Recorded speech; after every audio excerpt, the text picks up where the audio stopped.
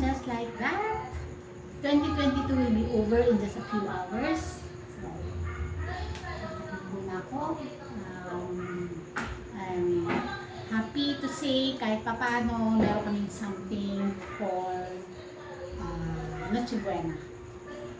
Kasi wala akong pre-order anything, everything was just done today or bought today.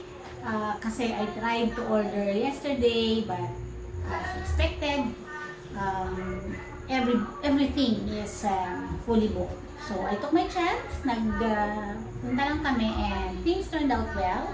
So let me show you. So earlier, punta kami ng Contis and took our chance and I was able to buy a few items. I'll show it later.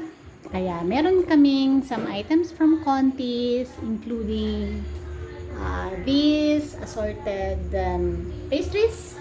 And now I'm just going to bake this ham. It's Adelina's, what we usually have.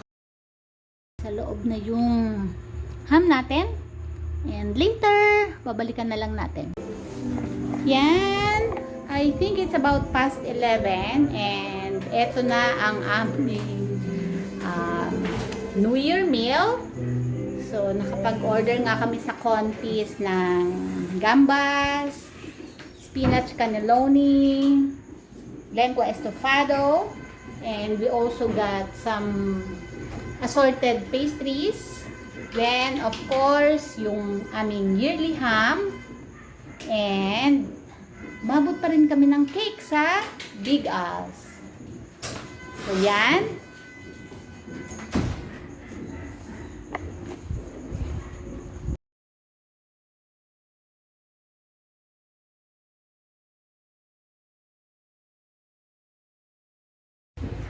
Okay. So, honey, sit here ha.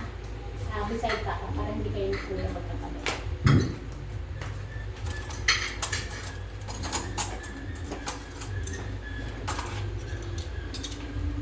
Kulang ang ating white. Bakit kung konti ang kutsara tinidor? Wait, ito oh. Meron na bang kutsara tinidor dyan? Di ba ginamit dun sa ham? Isa? Okay. Tinanggal na. Nasaan yung tinidor mo, Papa? Sino gumamit sa tinidor na ito? Ba't sa lugasan? Yung sa kami na tinig pa ni Papa eh. Hindi ko alam. Nakita ko lang nandito siya. So, inassume ko na kailangan siya. Ano bang kanin? Hindi kami nagsaing kasi punta ni Loni. Ano, yun ba yung ano? Yun yung pasta kasi yun. Wala ka no. Gusto mo. Ano ba? Start na tayo? Pwede Yes. ako na? Magpe-pray muna. Wait. Sit down, Lorenz. Yarn. Sit down ka muna. Sit down.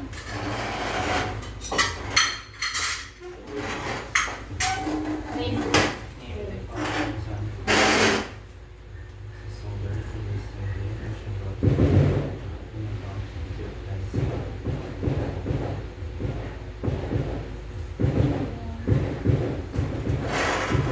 This best to Spinach. Ilagay ko. ano ba? Ano sarap?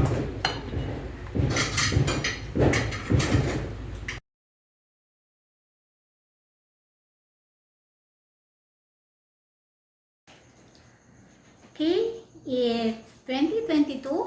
The New Year's Eve is over. Tapos na kumain, nakapagligpit na rin. Mostly, nalinis na ang mesa.